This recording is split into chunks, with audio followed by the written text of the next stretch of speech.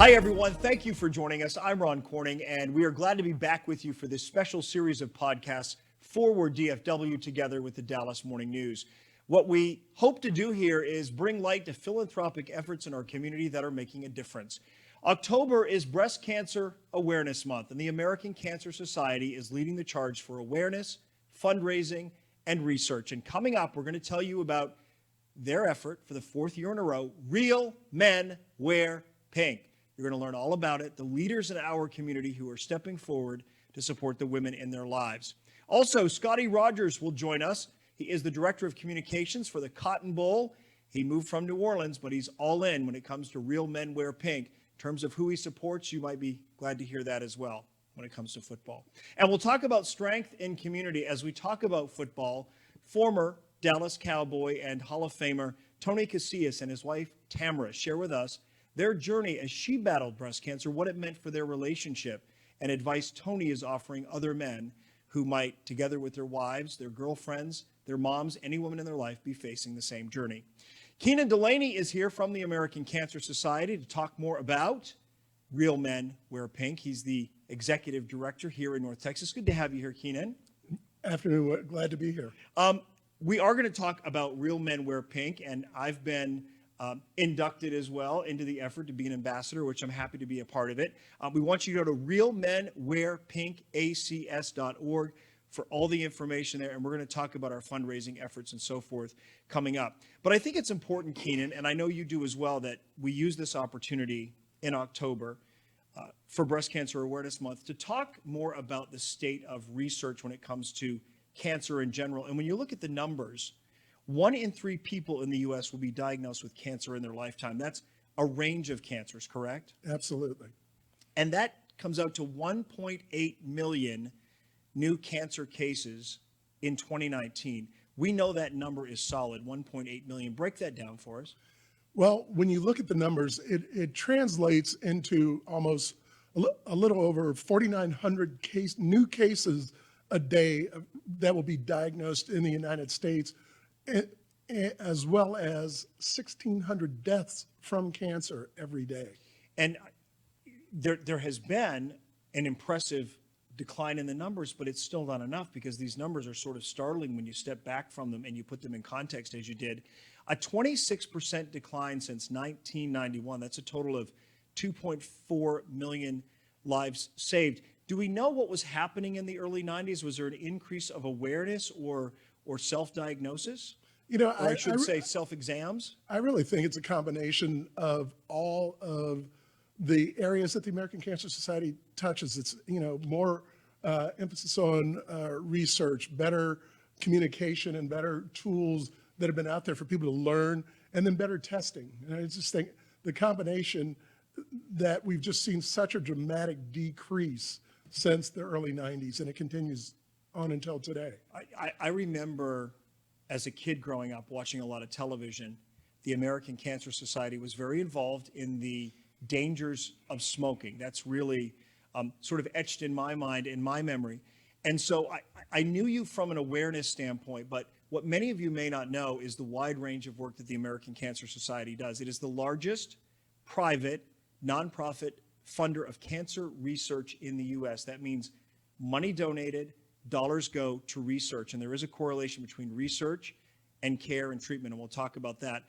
But beyond that, helping pass legislation, lobbying in Washington, getting lawmakers around issues related to cancer, for example, banning smoking in public places. Would you say that was probably one of the largest efforts for public health? Absolutely. In our modern history? Advocacy is a big part of what we do every day at the American Cancer Society, especially through the American Cancer Society Cancer Action Network, not only federally, but also locally, whether it's here in Dallas, Fort Worth, all of North Texas, or down in Austin with the legislature, constantly working on underage smoking, getting smoking banned in public.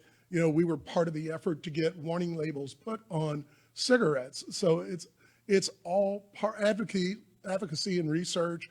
All of the services we provide are all part of the delivery of the American Cancer Society. I mean, talk about, in a broad sense, David versus Goliath, a nonprofit organization going up against tobacco.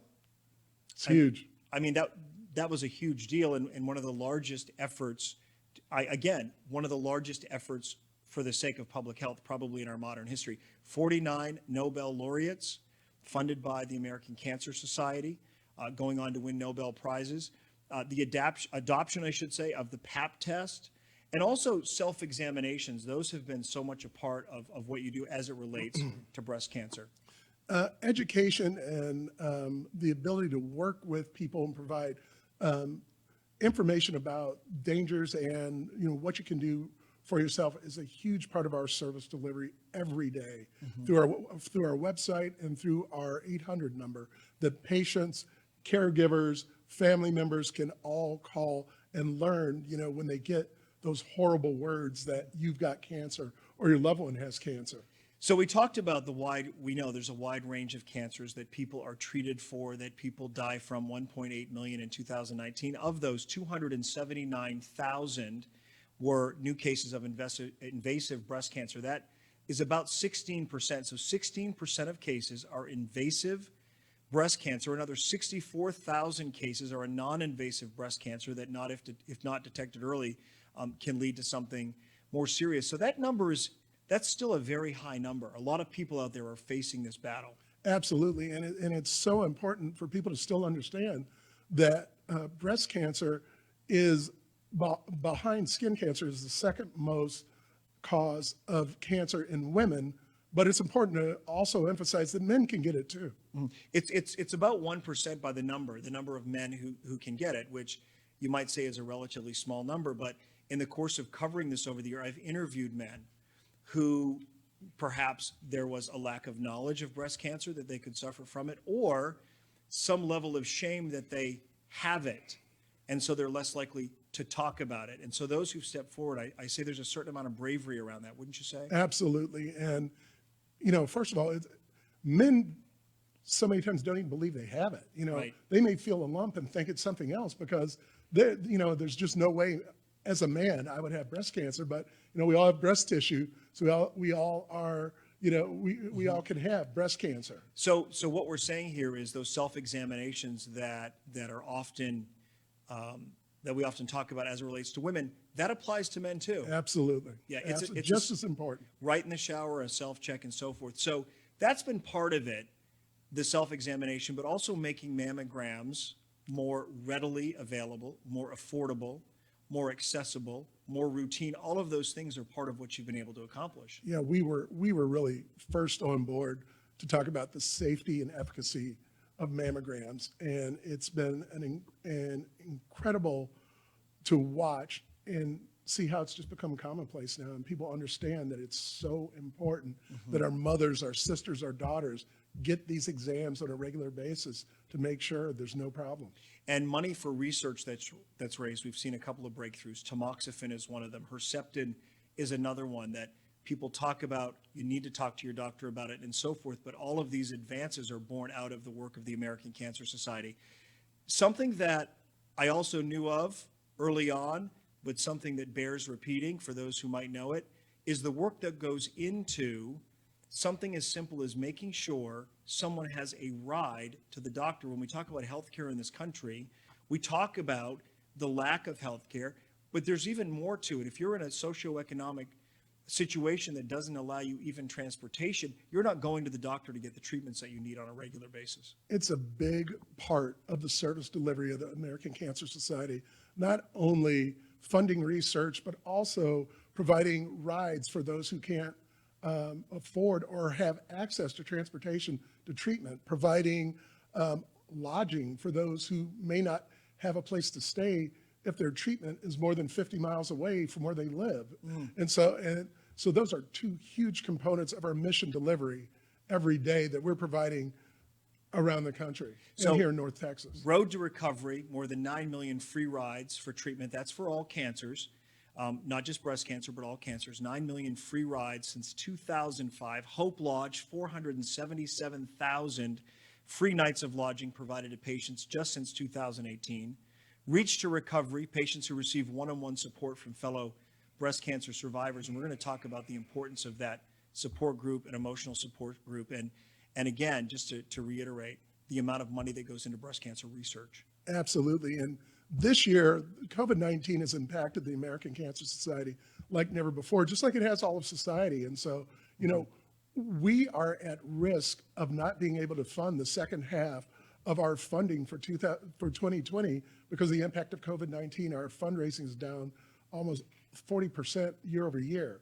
And so that's why programs like Real Men Wear Pink are so important to us, because it helps us continue to not only fund the research, but provide those services. Yeah, we don't want to see a backslide in the numbers because of COVID and a lack of funding and donations. So yes, let's turn to Real Men Wear Pink, because men are leaders in our community, but we as men, and I hate generalizations, but I'm going to say this, we're less apt to sort of wrap our heads around the emotional impact of this, admit when we're emotionally suffering from something like a health crisis in our family. And you're working to sort of lift that stigma. Well, yeah, this is a program that was started in Mississippi and was a local program that went national in 2016. And we love this program. We love it for North Texas because it really does give men the leadership role in the fight against breast cancer. So we're extremely excited. This is our fourth year. Our campaign has grown every year and will continue to grow. We're really excited to have you part of our campaign this year. Well, I'm happy to be a part of it, and using social media, we're going to put it out there to raise each of us a minimum of $2,500, or to donate $2,500 from our team here of 7 people who are part of Real Men Wear Pink. So you can also give by spreading that on social media, by giving to causes, by telling your friends and your family, because it's important that men understand what the women in our lives are going through and are there for emotional support. And nobody better captures the spirit of this campaign, or what people deal with in families, especially couples, when they're on that journey to battle breast cancer, than the American Cancer Society. Here is something they put together that I think is one of the most compelling, really one of the most compelling stories and campaigns to drive the point home. Take a look.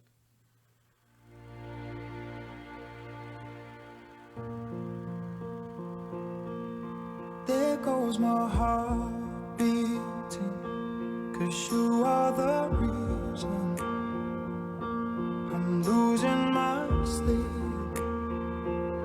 Please come back now. There goes my mind erasing, and you are the reason that I'm still breathing. I'm hopeless now.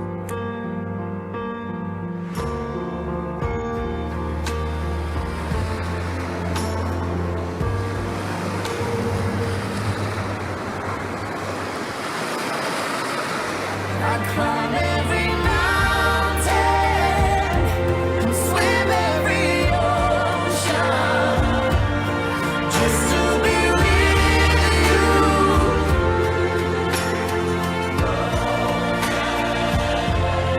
Lord, 'cause I need you to see that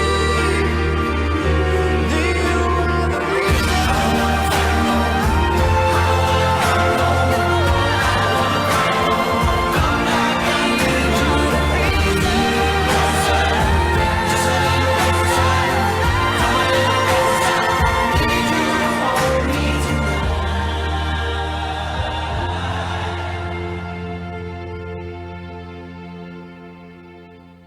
We are back, continuing our conversation about Real Men Wear Pink and the American Cancer Society's campaign to bring awareness to Breast Cancer Awareness Month in October. And Scotty Rogers is joining us now. He is the Director of Communication for the Goodyear Cotton Bowl Classic. Now, he's a New Orleans transplant, but a Dallas Cowboys fan.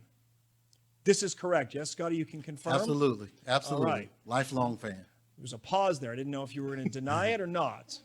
Confirm or deny. And very proud, I know, to be part of the 85th annual Goodyear Cotton Bowl Classic.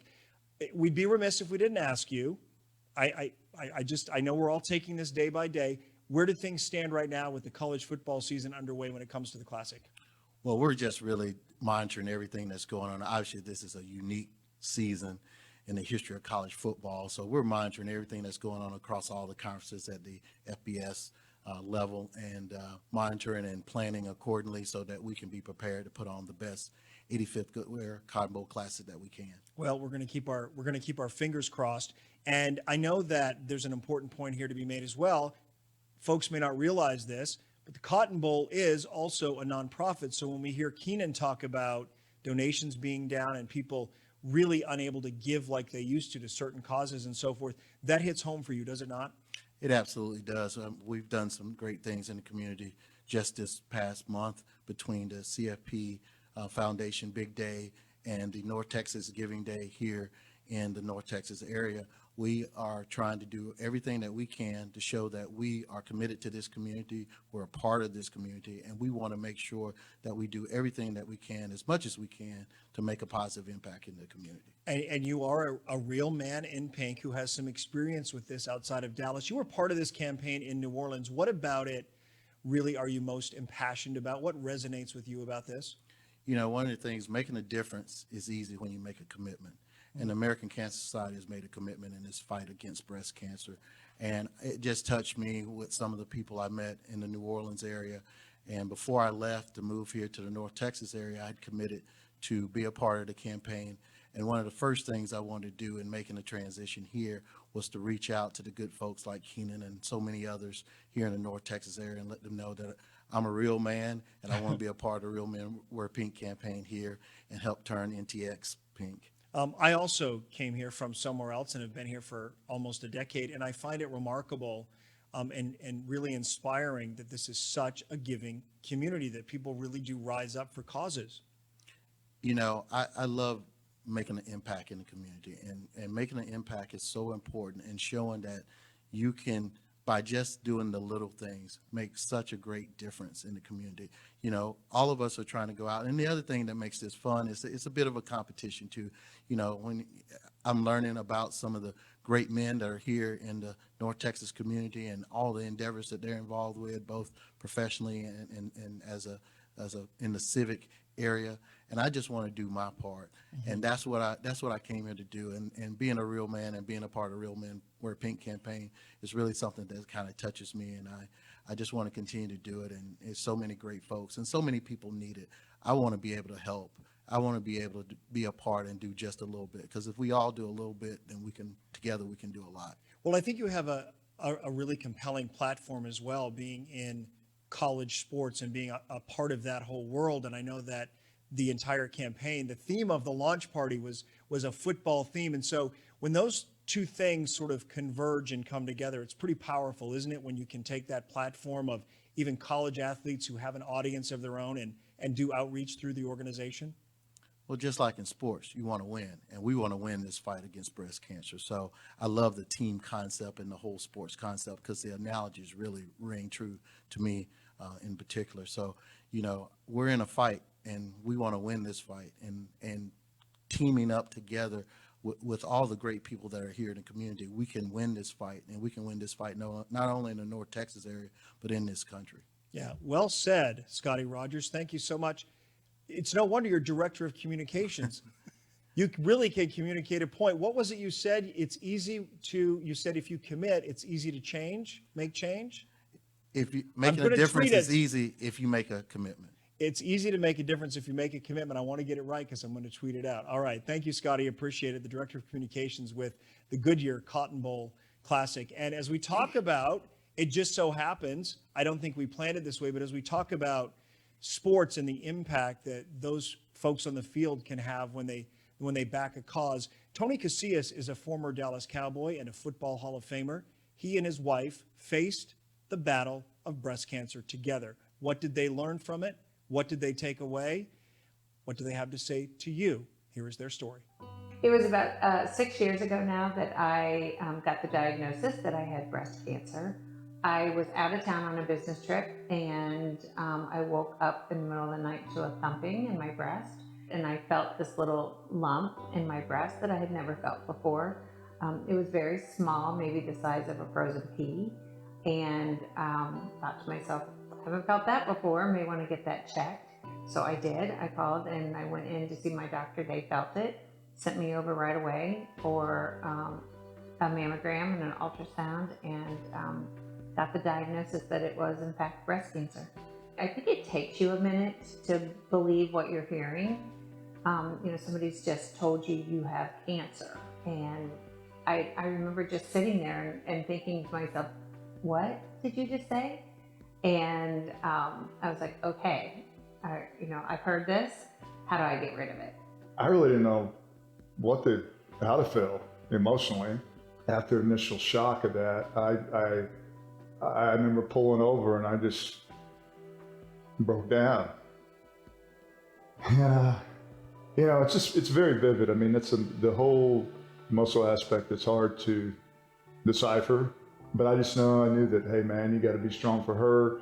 It's not about you. You can't fix it, and you just got to be the armor for her. It changed the way I looked at things, because I knew things are different, not only for her, but for me. You try not to be selfish, and you try to think about the person that is going through it.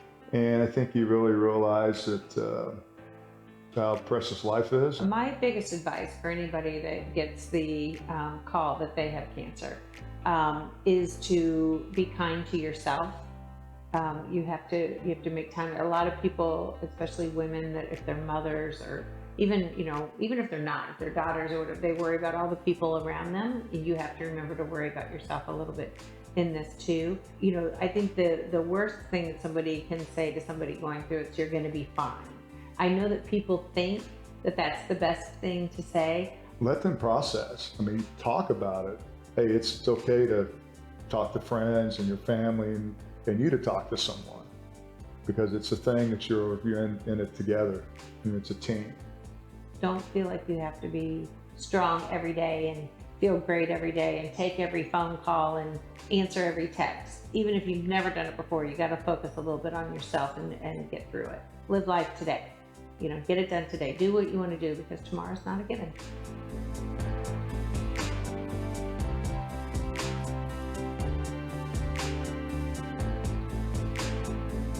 Our thanks to Tamara and Tony Casillas for sharing their story. And Keenan, I know that you know Tamara, you went to school with her, you know Tony as well. When you hear that, it hits close to home for me personally. How about you?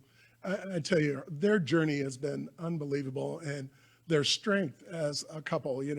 I always kid Tony that she's Buckeye strong, like most Ohio State women are, and to have the support of a guy like Tony is incredible for her and for their family. Yeah, and I as I was hearing her story, I'm reminded of my aunt who passed away in 2011 and who admitted in her final months that she wished she'd taken heed of all of these warnings about self-examinations. And you don't want to be among those people, among those families who wonder, what if it had been detected earlier? What if that lump had been found before it turned invasive? And so I hope people walk away with that. Thank you. Absolutely. Thank you so much. We're so glad we could be here to join you, and I'm so appreciative of Scotty joining us as well. Yeah, Scotty Rogers, thank you very much for being here. And we want to remind you, you can join the Real Men Wear Pink campaign. Just go to the website, realmenwearpinkacs.org. Our thanks to the American Cancer Society for everything they do. Thank you for joining us here for Forward DFW,